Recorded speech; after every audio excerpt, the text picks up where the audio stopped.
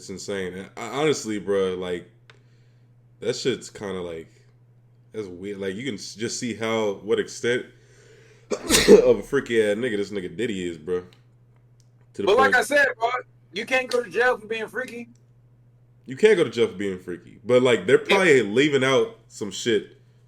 But the part that he's going to jail. Yep. Oh my! The part that he's going. Come on, man. All right, the part that he's going to jail for is the part. Oh my god. Ah,